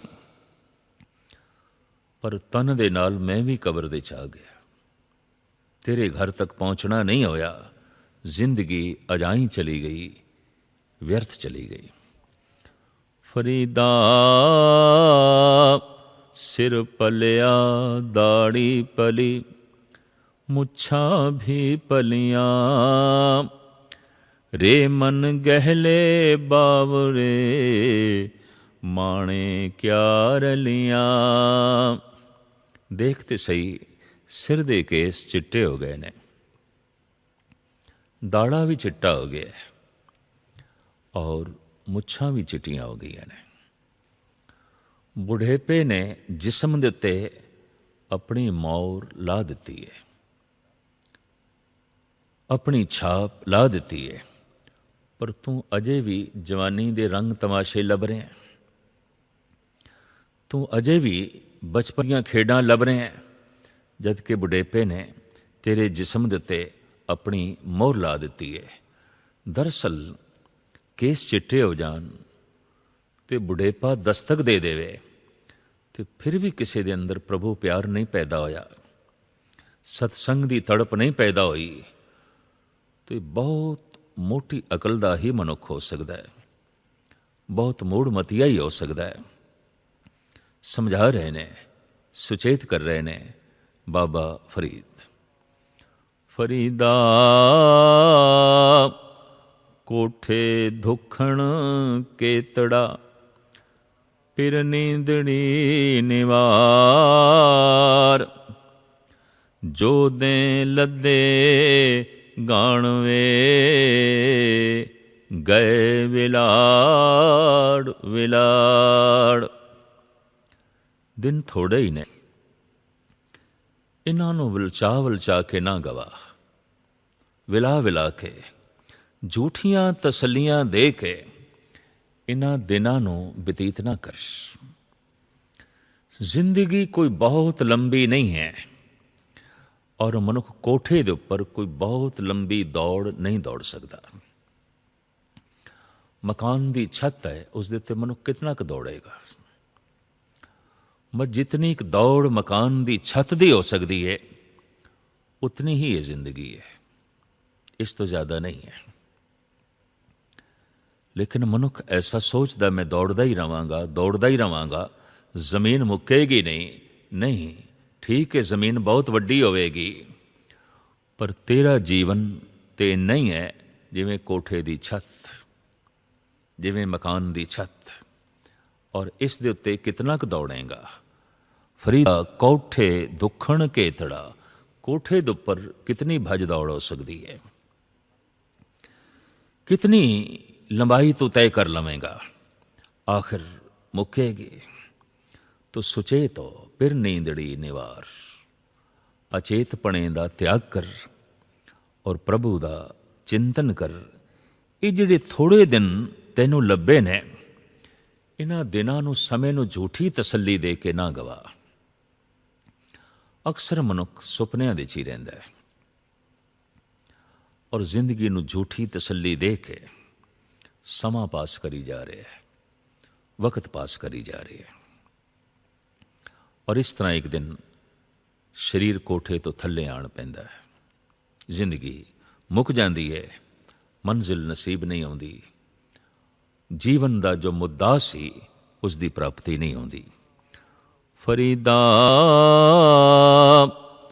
कोठे मंडप माड़ियां, एत न लाई चित, मिट्टी पई अतोलवी, कोई न होसी मित। मनुख जीवन धन तो बाद महल माड़ियां नाल ज्यादा प्यार पांदा है। तो आप समझा रहे ने, कोठे मंडप माड़ियां ਏਤ न ਲਾਏ ਚਿੱਤ, ਜਿਨ੍ਹਾਂ ਨੂੰ ਅਸੀਂ ਤਿਆਗੀ ਕਹਿ ਦਿੰਦੇ ਹਾਂ, ਜਿਨ੍ਹਾਂ ਨੂੰ ਅਸੀਂ ਬੈਰਾਗੀ ਕਹਿ ਦਿੰਦੇ ਹਾਂ, ਜਿਨ੍ਹਾਂ ਨੂੰ ਅਸੀਂ ਸੰਤ ਕਹਿ ਦਿੰਦੇ ਹਾਂ, ਇਹਨਾਂ ਦੇ ਵੀ ਚਿੱਤ ਕੋਠੇ ਮੰਡਪ ਮਾੜੀਆਂ ਦੇ ਚ ਹੀ ਨੇ। ਇਹ ਵੀ ਆਪਣੇ ਜੀਵਨ ਦੀ ਛਾਪ ਕੋਈ ਦੂਸਰੇ ਤੇ ਨਹੀਂ ਛੋੜਦੇ, ਔਰ ਜੀਵਨ ਦੀ ਛਾਪ ਹੈ ਵੀ ਨਹੀਂ, ਤਾਂ ਫਿਰ ਇਹ ਵੀ ਕੋਠੇ ਦਿਖਾਉਣ ਲੱਗ ਪੈਂਦੇ ਨੇ, ਮਾੜੀਆਂ ਦਿਖਾਉਣ ਲੱਗ ਪੈਂਦੇ ਨੇ, ਮਹਿਲ ਦਿਖਾਉਣ ਲੱਗ ਪੈਂਦੇ ਨੇ। ਇਹ ਸਾਡੇ ਮਹਿਲ, ਇਹ ਸਾਡਾ ਆਸ਼ਰਮ, ਇਹ ਸਾਡੇ ਕੋਠੇ। ਚਿੱਤ ਤੇ ਸੀ ਪਰਮਾਤਮਾ ਨਾਲ ਜੋੜਨ ਲਈ, ਚਿੱਤ ਜੁੜ ਗਿਆ ਕੋਠਿਆਂ ਨਾਲ, ਮਹਿਲ ਮਾੜੀਆਂ ਨਾਲ। ਔਰ ਕਈ ਮਨੁੱਖ ਬੜੇ ਸ਼ੌਕ ਨਾਲ ਜਿਵੇਂ ਆਪਣਾ ਮਕਾਨ ਦਿਖਾਉਂਦੇ ਨੇ, ਗ੍ਰਸਤੀ ਆਪਣਾ ਘਰ ਦਿਖਾਉਂਦੇ ਨੇ, ਇਹ ਕਮਰਾ ਵੇਖੋ, ਇਹ ਕਮਰਾ ਵੇਖੋ, ਇਹ ਚੌਬਾਰਾ ਵੇਖੋ, ਇਹ ਦੂਸਰੀ ਮੰਜ਼ਲ ਵੇਖੋ, ਇਹ ਤੀਸਰੀ ਮੰਜ਼ਲ ਵੇਖੋ। ਬਸ ਇਸ ਤਰ੍ਹਾਂ ਹੀ ਅੱਜ ਦੇ ਫਕੀਰ ਕੋਠੇ ਦਿਖਾਉਂਦੇ ਨੇ, ਮਾੜੀਆਂ ਦਿਖਾਉਂਦੇ ਨੇ, ਦੀਵਾਰਾਂ ਦਿਖਾਉਂਦੇ ਨੇ, ਔਰ ਰੰਗਿਆ ਹੋਇਆ ਔਰ ਉਸਰਿਆ ਹੋਇਆ ਪੱਥਰ ਤੇ ਇੱਟਾਂ ਹੀ ਦਿਖਾਉਂਦੇ ਨੇ। ਇਸ ਤੋਂ ਹੀ ਪਤਾ ਚੱਲਦਾ ਹੈ ਕਿ ਫਕੀਰ ਕਿੱਥੇ ਖੜਾ ਹੈ। ਜਿੱਥੇ ਗ੍ਰਸਤੀ ਖੜਾ ਹੈ ਉੱਥੇ ਹੀ ਫਕੀਰ ਖੜਾ ਹੈ। तो आप समझा रहे ने, फरीदा कोठे मंडप माड़ियां, एत न लाई चित, मिट्टी पई अतोलवी, कोई न होसी मित। जब तू कब्र दे पवेगा तो तोल के मिट्टी तेरे ऊपर नहीं पाई जाएगी, अथा मिट्टी पाई जाएगी, बिना तोलियां पाई जाएगी, और तू दब के रह जाएगा। उठना तेरे वस दी हुण गल नहीं होवेगी। मिट्टी दे थल्ले तू दबिया जाए, उस तो पहले अपनी रूह लई ओ महल तलाश कर, ओ घर तलाश कर, जिस दे चो तैनू कोई कढ़ ना सके और जिथे तू सदी भी रह सके। अगां चल के फिर इस विचार नू विस्तार सहित बाबा फरीद इंज समझाते ने। फरीदा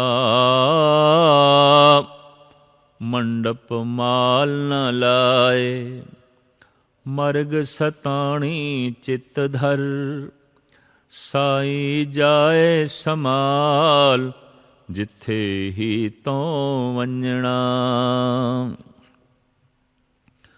कोठियां दे च, महल माड़ियां दे च अपना चित ना ला, मर्ग सताणी चित धर। कब्र नू चेते रख, मौत नू चेते रख। और एक हकीकत है कि काल चिंतन ही अकाल दा चिंतन बनता है। मनुख नू जिस दिन अपना अंत दिखाई देवे तो अंत ही बेअंत दे नेड़े है। ਗੁਰੂ ਨਾਨਕ ਨੇ ਤੇ ਸ਼ਰਤ ਲਾ ਦਿੱਤੀ ਕਿ ਪਹਿਲਾ ਮਰਨ ਕਬੂਲ, ਜੀਵਨ ਕੀ ਛੜ ਆਸ, ਹੋਏ ਸਬਨ ਕੀ ਰੇਨ ਕਾ, ਤੋ ਆਓ ਹਮਾਰੇ ਪਾਸ। ਜੀਵਨ ਦੀ ਲਾਲਸਾ ਨੂੰ ਇੱਕ ਪਾਸੇ ਰੱਖ ਕੇ ਮੌਤ ਨੂੰ ਚੇਤੇ ਰੱਖ। ਔਰ ਜਿਤਨਾ ਕਿਸੇ ਨੂੰ ਮੌਤ ਚੇਤੇ ਆਵੇਗੀ ਉਤਨਾ ਸੰਸਾਰ ਬੇਮੈਨੀ ਹੁੰਦਾ ਜਾਏਗਾ। ਜਿਤਨਾ ਕੋਈ ਕਾਲ ਦਾ ਚਿੰਤਨ ਕਰੇਗਾ उतना ही संसार व्यर्थ प्रतीत होवेगा। और जैसे कोई दिन रात मौत का चिंतन करे तो इस जीवन तो उदास हो जाएगा, संसार तो उदास हो जाएगा। और जैसे एक दफ़ा संसार तो मुंह मोड़िया तो मुंह खुदा की तरफ हो जाएगा, परमात्मा की तरफ हो जाएगा। इस वास्ते बाबा फरीद कहते ने तू कबर नूं चेते रख, कोठियां नूं महल माड़ियां नूं नहीं, साई जाए समाल जिथे ही तो वंजना। आखिर जिस घर दे तू जाना है, जिथे तू पहुँचना है, जिथे तेरा सदीवी वसेवा हो सकता है, कोशिश कर उस थां ते पहुँचण दी और उस थां नूं संभालण दी। अगां फिर यही उपदेश दूसरे रूप दे बाबा फरीद साड़ी झोली दे पाउंदे ने। फरीदा जिन्नी कमी नाहे गुण, ते कमड़े विसार,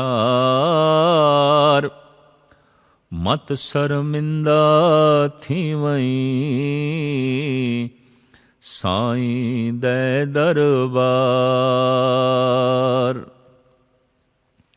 ਉਹ ਕੰਮ ਜਿਨ੍ਹਾਂ ਦੇ 'ਚ ਕੋਈ ਗੁਣ ਨਹੀਂ ਹੈ, ਉਹ ਕਿਰਤ ਜਿਸ ਦੇ 'ਚ ਕੋਈ ਅਧਿਆਤਮਕ ਲਾਭ ਨਹੀਂ ਹੈ, ਉਹ ਬੋਲ, ਉਹ ਵੇਖਣਾ, ਉਹ ਸੁਣਨਾ, ਉਹ ਕਰਨਾ ਜਿਸ ਵਿੱਚ ਕੋਈ ਗੁਣ ਨਹੀਂ, ਸਮਾਂ ਅਜਾਈ ਜਾਂਦਾ ਹੈ, ਜੀਵਨ ਸ਼ਕਤੀ ਅਜਾਈ ਜਾਂਦੀ ਹੈ। ਇਸ ਤਰ੍ਹਾਂ ਦੇ ਕੰਮਾਂ ਨੂੰ ਭੁਲਾਉਣ ਦੀ ਕੋਸ਼ਿਸ਼ ਕਰ, ਇਸ ਤਰ੍ਹਾਂ ਦੇ ਕੰਮਾਂ ਨੂੰ ਤਿਆਗਣ ਦੀ ਕੋਸ਼ਿਸ਼ ਕਰ, ਤਾਂ ਫਿਰ ਤੂੰ ਖੁਦਾ ਦੇ ਦਰਬਾਰ ਦੇ ਸ਼ਰਮਿੰਦਾ ਨਹੀਂ ਹੋਵੇਂਗਾ, ਸ਼ਰਮਸਾਰ ਨਹੀਂ ਹੋਵੇਂਗਾ, ਤੈਨੂੰ ਮਾਣ ਮਿਲੇਗਾ। ਮਤ ਸ਼ਰਮਿੰਦਾ ਥੀਵਈਂ ਸਾਈਂ ਦੇ ਦਰਬਾਰ, ਮਤਾਂ ਕਿਧਰੇ ਤੂੰ ਸਾਈਂ ਦੇ ਦਰਬਾਰ ਦੇ 'ਚ ਸ਼ਰਮਸਾਰ ਹੋਵੇਂ ਤਾਂ ਐਸਾ ਮੌਕਾ ਨਾ ਬਣਾ। ਉਹਨਾਂ ਕੰਮਾਂ ਨੂੰ ਭੁਲਾਉਣ ਦੀ ਕੋਸ਼ਿਸ਼ ਕਰ ਜਿਸ ਕੰਮ ਦੇ 'ਚ ਕੋਈ ਗੁਣ ਨਹੀਂ ਹੈ। ਉਹ ਬੋਲਣਾ ਤਿਆਗ ਦੇ ਜਿਹੜਾ ਬੋਲਣਾ ਸਾਰਥਕ ਨਹੀਂ ਹੈ। ਉਹ ਸੋਚਣਾ ਪਰੇ ਸੁੱਟ ਜੋ ਸੁਰਤ ਨੂੰ ਉੱਚਾ ਨਾ ਕਰੇ। ਉਹ ਸੁਣਨਾ ਵੀ ਤਿਆਗ ਦੇ ਜਿਸ ਨਾਲ ਸੁਰਤ ਨੀਵੀਂ ਜਾਂਦੀ ਹੋਵੇ। ਐਸੇ ਹਰ ਕਰਮ ਨੂੰ ਪਰੇ ਸੁੱਟ ਜੋ ਰੂਹ ਨੂੰ ਪਸਤੀ ਵਿੱਚ ਲੈ ਜਾਣ, ਜ਼ਿੰਦਗੀ ਨੂੰ ਪਸਤੀ ਵਿੱਚ ਲੈ ਜਾਣ। ਅਗਰ ਐਸਾ ਹੈ ਤਾਂ ਫਿਰ ਖੁਦਾ ਦੇ ਦਰਬਾਰ ਵਿੱਚ ਸਿਵਾਏ ਸ਼ਰਮਸਾਰੀ ਦੇ ਹੋਰ ਕੁਛ ਵੀ ਨਹੀਂ। ਇਸ ਵਾਸਤੇ ਬਾਬਾ ਫਰੀਦ ਕਹਿੰਦੇ ਨੇ ਇਸ ਤਰ੍ਹਾਂ ਦੇ ਸਾਰੇ ਕੰਮਾਂ ਨੂੰ ਭੁਲਾਉਣ ਦੀ ਕੋਸ਼ਿਸ਼ ਕਰ ਤਾਂ ਕਿ ਖੁਦਾ ਦੇ ਦਰਬਾਰ ਵਿੱਚ ਤੂੰ ਸ਼ਰਮਸਾਰ ਨਾ ਹੋਵੇਂ। ਫਰੀਦਾ ਸਾਹਿਬ ਦੀ ਕਰ ਚਾਕਰੀ, ਕਿਸ ਤਰ੍ਹਾਂ ਇਹ ਸੁਰਖਰੂ ਹੋਵੇ ਤੇ ਖੁਦਾ ਤੋਂ ਮਾਣ ਪ੍ਰਾਪਤ ਕਰ ਸਕੇ। ਉਹ ਕਿਹੜੇ ਕਰਮ ਨੇ, ਐਸਾ ਕੀ ਸ਼ੁਭ ਹੈ ਜਿਸ ਨਾਲ ਜੀਵਨ ਸਾਰਥਕ ਹੋ ਜਾਏ। ਤਾਂ ਆਪ ਦੱਸ ਰਹੇ ਨੇ ਫਰੀਦਾ ਸਾਹਿਬ ਦੀ ਕਰ ਚਾਕਰੀ, ਦਿਲ ਦੀ ਲਾਏ ਭਰਾਂ, ਦਰਵੇਸਾਂ ਨੂੰ ਲੋੜੀਏ ਰੁੱਖਾਂ ਦੀ ਜੀਰਾਂ। ਦਿਲ ਵਿੱਚ ਭਰਮ ਨੂੰ ਤਿਆਗ ਕੇ ਉਸ ਖੁਦਾ ਦੀ ਚਾਕਰੀ ਕਰ। ਤੋ ਪਰਮਾਤਮਾ ਦੀ ਚਾਕਰੀ ਕੀ ਹੈ? ਉਹ ਅਦ੍ਰਿਸ਼ ਹੈ, ਵਿਆਪਕ ਸਤਾ ਹੈ, ਸਰਬ ਸ਼ਕਤੀਮਾਨ ਹੈ। ਸਾਡੀ ਚਾਕਰੀ ਦੀ ਉਸ ਨੂੰ ਕੀ ਲੋੜ ਹੈ? ਅਗਰ ਦੇਖਿਆ ਜਾਏ ਤਾਂ ਪਰਮਾਤਮਾ ਸਾਡੀ ਚਾਕਰੀ ਕਰ ਰਿਹਾ। ਸੂਰਜ ਬਣ ਕੇ ਸਾਨੂੰ ਰੋਸ਼ਨੀ ਦੇ ਰਿਹਾ ਹੈ, ਹਵਾ ਬਣ ਕੇ ਸਾਨੂੰ ਪ੍ਰਾਣ ਦੇ ਰਿਹਾ ਹੈ, ਅੰਨ ਬਣ ਕੇ ਸਾਨੂੰ ਜ਼ਿੰਦਗੀ ਦੇ ਰਿਹਾ ਹੈ, ਧਰਤੀ ਬਣ ਕੇ ਸਾਨੂੰ ਟਿਕਾਣਾ ਦੇ ਰਿਹਾ ਹੈ, ਪਾਣੀ ਬਣ ਕੇ ਸਾਨੂੰ ਜੀਵਨ ਦੇ ਰਿਹਾ ਹੈ, ਕਦਮ ਕਦਮ ਦਿੱਤੇ ਪ੍ਰਮਾਤਮਾ ਸਾਡੀ ਸੇਵਾ ਦੇ ਜੁਟਿਆ ਹੋਇਆ ਹੈ। ਔਰ ਅਕਸਰ ਸੇਵਾ ਕਮਜ਼ੋਰ ਦੀ ਹੁੰਦੀ ਹੈ। ਪ੍ਰਮਾਤਮਾ ਦੇ ਸਾਹਮਣੇ ਅਸੀਂ ਕਮਜ਼ੋਰ ਹਾਂ। ਇੱਕ ਮਾਸੂਮ ਬੱਚਾ ਹੈ, ਮਾਂ ਬਾਪ ਸੇਵਾ ਕਰ ਰਹੇ ਨੇ, ਉਸਦੀ ਨਹਿਲਾ ਰਹੇ ਨੇ, ਧੁਲਾ ਰਹੇ ਨੇ, ਉਹਦੇ ਕੱਪੜੇ ਬਦਲ ਰਹੇ ਨੇ, ਉਹਨੂੰ ਖੁਰਾਕ ਮੁਹੱਈਆ ਕਰਕੇ ਦੇ ਰਹੇ ਨੇ। ਮਾਂ ਵੀ ਔਰ ਪਿਤਾ ਵੀ ਇਸ ਮਾਸੂਮ ਬੱਚੇ ਦੀ ਸੇਵਾ ਦੇ ਜੁਟੇ ਨੇ। ਜੈਸੇ ਬੱਚਾ ਰਾਜਾ ਬਣ ਗਿਆ ਹੈ, ਬੱਚਾ ਮਾਲਿਕ ਹੈ, ਔਰ ਮਾਂ ਬਾਪ ਗੁਲਾਮ ਬਣੇ ਹੋਏ ਨੇ, ਸੇਵਕ ਬਣੇ ਹੋਏ ਨੇ। ਸਹਿਜੇ ਸਹਿਜੇ ਮਾਂ ਬਾਪ ਬੁੱਢੇ ਹੋ ਗਏ ਨੇ, ਕਮਜ਼ੋਰ ਹੋ ਗਏ ਨੇ, ਬੱਚਾ ਜਵਾਨ ਹੋ ਗਿਆ, ਸ਼ਕਤੀਸ਼ਾਲੀ ਹੋ ਗਿਆ, ਤਾਕਤਵਰ ਹੋ ਗਿਆ। ਤੋ ਸਿਆਣੇ ਕਹਿੰਦੇ ਹੁਣ ਬੱਚੇ ਦਾ ਫਰਜ਼ ਹੈ ਮਾਂ ਬਾਪ ਦੀ ਸੇਵਾ ਕਰੇ, ਕਿਉਂਕਿ ਮਾਂ ਕਮਜ਼ੋਰ ਹੋ ਗਈ ਹੈ, ਪਿਤਾ ਕਮਜ਼ੋਰ ਹੋ ਗਿਆ। ਤੋ ਪ੍ਰਮਾਤਮਾ ਦੇ ਸਾਹਮਣੇ ਅਸੀਂ ਬਾਲਕ ਹਾਂ, ਕਮਜ਼ੋਰ ਹਾਂ, ਨਿਮਾਣੇ ਹਾਂ, ਨਿਤਾਣੇ ਹਾਂ। ਪ੍ਰਮਾਤਮਾ ਤੇ ਸਾਡੀ ਚਾਕਰੀ ਦੇ, ਸਾਡੀ ਸੇਵਾ ਦੇ ਜੁਟਿਆ ਹੋਇਆ ਹੈ। ਪਰ ਇੱਥੇ ਫਿਰ ਚਾਕਰੀ ਦਾ ਕੀ ਮਤਲਬ ਹੈ? ਗੁਰਬਾਣੀ ਦੀ ਵਿਆਖਿਆ ਗੁਰਬਾਣੀ ਹੀ ਕਰਦੀ ਹੈ ਬੜੇ ਸੋਹਣੇ ਢੰਗ ਨਾਲ। ਪਾਤਸ਼ਾਹ ਦੀ ਬਾਣੀ ਕਹਿ ਰਹੀ ਹੈ, ਹਰ ਕੀ ਟਹਿਲ ਕਮਾਵਣੀ ਜਪੀਏ ਪ੍ਰਭ ਕਾ ਨਾਮ। ਤੋ ਪ੍ਰਭੂ ਦਾ ਨਾਮ ਜਪਣਾ ਹੀ ਪ੍ਰਭੂ ਦੀ ਸੇਵਾ ਹੈ। ਜਾਂ ਇੰਜ ਕਹਿ ਲਓ, ਇਹ ਫਿਰ ਆਪਣੀ ਹੀ ਸੇਵਾ ਹੈ। ਜਦ ਵੀ ਕੋਈ ਪ੍ਰਭੂ ਦਾ ਨਾਮ ਜਪਦਾ ਹੈ ਤਾਂ ਪ੍ਰਭੂ ਸ਼ਕਤੀਸ਼ਾਲੀ ਹੈ, ਜਪਣ ਵਾਲਾ ਵੀ ਸ਼ਕਤੀਵਾਨ ਹੋ ਜਾਂਦਾ ਹੈ। ਪਰਮਾਤਮਾ ਮਹਾਨ ਹੈ, ਪਰਮਾਤਮਾ ਨੂੰ ਯਾਦ ਕਰਨ ਵਾਲਾ ਵੀ ਮਹਾਨ ਹੋ ਜਾਂਦਾ ਹੈ। ਪਰਮਾਤਮਾ ਸਮਦ੍ਰਿਸ਼ਟ ਹੈ ਤਾਂ ਪਰਮਾਤਮਾ ਦਾ ਚਿੰਤਨ ਕਰਨ ਵਾਲਾ ਵੀ ਸਮਦ੍ਰਿਸ਼ਟ ਹੋ ਜਾਂਦਾ ਹੈ। ਔਰ ਪਰਮਾਤਮਾ ਦਇਆਲੂ ਹੈ, ਪ੍ਰਭੂ ਚਿੰਤਨ ਕਰਨ ਵਾਲਾ ਵੀ ਦਇਆ ਦੀ ਮੂਰਤੀ ਹੋ ਜਾਂਦਾ ਹੈ। ਇਸ ਤਰ੍ਹਾਂ ਉਸ ਸ਼ਕਤੀਸ਼ਾਲੀ ਦਾ ਜਪ ਕਰਕੇ, ਜਪ ਕਰਨ ਵਾਲਾ ਵੀ ਸ਼ਕਤੀਸ਼ਾਲੀ ਹੋ ਜਾਂਦਾ ਹੈ। ਤਾਂ ਪਰਮਾਤਮਾ ਮਨੁੱਖ ਦੀ ਲੋੜ ਹੈ, ਅਸੀਂ ਪਰਮਾਤਮਾ ਦੀ ਲੋੜ ਨਹੀਂ ਹਾਂ। ਸਾਡੀ ਲੋੜ ਪਰਮਾਤਮਾ ਹੈ, ਉਹ ਸਾਡੀ ਗਰਜ਼ ਹੈ। ਇਸ ਵਾਸਤੇ ਬਾਬਾ ਫਰੀਦ ਕਹਿੰਦੇ ਨੇ, ਮਨ ਦੇ ਚੋਂ ਭਰਮ ਹਟਾ ਕੇ ਖੁਦਾ ਦਾ ਚਿੰਤਨ ਕਰ, ਖੁਦਾ ਦੀ ਸੇਵਾ ਕਰ। ਔਰ ਇਹ ਸੇਵਾ ਇਸ ਤਰ੍ਹਾਂ ਕਰ ਦਰਵੇਸ਼ ਬਣ ਕੇ। ਔਰ ਦਰਵੇਸ਼ ਕੈਸਾ ਹੁੰਦਾ ਹੈ? ਦਰਵੇਸ਼ਾਂ ਨੂੰ ਲੋੜੀਏ ਰੁੱਖਾਂ ਦੀ ਜੀਰਾਂ। ਜਿਹੜਾ ਜਿਗਰਾ ਦਰਖਤਾਂ ਦਾ ਹੈ, ਧੁੱਪ ਆਪ ਸਹਾਰ ਰਹੇ ਨੇ, ਛਾਂ ਦੂਸਰੇ ਨੂੰ ਦੇ ਰਹੇ ਨੇ। ਵੱਟੇ ਤੇ ਸੋਟੀਆਂ ਆਪ ਸਹਾਰ ਰਹੇ ਨੇ, ਫਲ ਦੂਸਰੇ ਨੂੰ ਦੇ ਰਹੇ ਨੇ। ਕੱਟ ਕੇ ਵੀ ਦੂਸਰੇ ਦੇ ਕੰਮ ਆ ਰਹੇ ਨੇ, ਜੋ ਇਸ ਨੂੰ ਕੱਟ ਦੇਵੇ ਉਸ ਦੇ ਕੰਮ ਆਉਂਦੇ ਨੇ। ਇਸ ਤਰ੍ਹਾਂ ਦਾ ਬਣ ਜਾ। ਇਤਨਾ ਵੱਡਾ ਜਿਗਰਾ, ਦੁੱਖ ਖੁਦ ਸਹੇੜ ਕੇ ਜਗਤ ਨੂੰ ਸੁਖ ਦੇ। ਆਪਣੇ ਅੰਦਰ ਸਹਿਨ ਸ਼ਕਤੀ ਪੈਦਾ ਕਰ, ਜੈਸੇ ਕਿ ਰੁੱਖਾਂ ਦੇ ਅੰਦਰ ਹੈ। ਤਾਂ ਹੀ ਤੂੰ ਖੁਦਾ ਨੂੰ ਕਬੂਲ ਹੋ ਸਕੇਗਾ, ਖੁਦਾ ਨੂੰ ਪ੍ਰਵਾਨ ਹੋ ਸਕੇਗਾ। ਔਰ ਖੁਦਾ ਦੇ ਬੂਹੇ ਤੇ ਤੈਨੂੰ ਬੈਠਣਾ ਨਸੀਬ ਹੋ ਸਕੇਗਾ। ਔਰ ਤੂੰ ਸਹੀ ਮਾਇਨਿਆਂ ਦੇ ਦਰਵੇਸ਼ ਬਣ ਜਾਏਗਾ। ਕਹਿੰਦੇ ਨੇ ਉਸ ਨੂੰ ਦਰਵੇਸ਼ ਜੋ ਦਰ ਮਲ ਕੇ ਬੈਠ ਗਿਆ, ਜੋ ਬੂਹਾ ਮਲ ਕੇ ਬੈਠ ਗਿਆ। ਔਰ ਇਹ ਬੂਹਾ ਉਸ ਨੂੰ ਨਸੀਬ ਹੋ ਜਾਂਦਾ ਹੈ ਜਿਸ ਦੇ ਕੋਲ ਜਿਗਰਾ ਰੁੱਖਾਂ ਵਰਗਾ ਹੈ, ਸਾਰੀ ਦੁੱਖ ਆਪ ਸਹਾਰ ਰਿਹਾ ਹੈ, ਸਾਰੀ ਛਾਂ ਦੂਸਰਿਆਂ ਨੂੰ ਦੇ ਰਿਹਾ ਹੈ। ਜਿਤਨੇ ਵੀ ਫਲ ਉਸ ਦੇ ਕੋਲ ਨੇ ਸਭ ਦੂਸਰਿਆਂ ਲਈ ਨੇ, ਆਪ ਨਹੀਂ ਖਾ ਰਿਹਾ। ਇਸ ਤਰ੍ਹਾਂ ਦਾ ਕੋਈ ਮਨੁੱਖ ਹੋਵੇ ਕਿ ਉਸ ਦਾ ਜੀਵਨ ਦੂਸਰਿਆਂ ਲਈ ਹੋਵੇ, ਉਸ ਦਾ ਸੋਹਣਾ ਦੂਸਰਿਆਂ ਲਈ ਹੋਵੇ, ਉਸ ਦਾ ਮਰਨਾ ਵੀ ਦੂਸਰਿਆਂ ਲਈ ਹੋਵੇ, ਉਹਦਾ ਸੋਚਣਾ ਵੀ ਦੂਸਰਿਆਂ ਲਈ ਹੋਵੇ। ਜਦ ਕੋਈ ਐਸਾ ਹੋ ਜਾਂਦਾ ਹੈ, ਖੁਦਾ ਦਾ ਦਰਵੇਸ਼ ਬਣ ਜਾਂਦਾ ਹੈ, ਖੁਦਾ ਦਾ ਬੂਹਾ ਉਸ ਨੂੰ ਨਸੀਬ ਹੋ ਜਾਂਦਾ ਹੈ। ਔਰ ਖੁਦਾ ਆਪਣੇ ਦਰਵਾਜ਼ੇ 'ਤੇ ਸਦੀਵੀ ਉਸ ਨੂੰ ਬਿਠਾ ਲੈਂਦਾ ਹੈ ਔਰ ਗਲਵਕੜੀ ਦੇ 'ਚ ਪਾ ਲੈਂਦਾ ਹੈ। ਬਾਬੇ ਫਰੀਦ ਦੇ ਇਹ ਅਮਰ ਸਿਧਾਂਤਿਕ ਬੋਲ ਰਹਿਮਤ ਕਰੇ ਗੁਰੂ ਸਾਡੇ ਹਿਰਦੇ 'ਚ ਵਸਣ ਔਰ ਰੁੱਖਾਂ ਵਰਗਾ ਜਿਗਰਾ ਅਸੀਂ ਬਣਾ ਸਕੀਏ।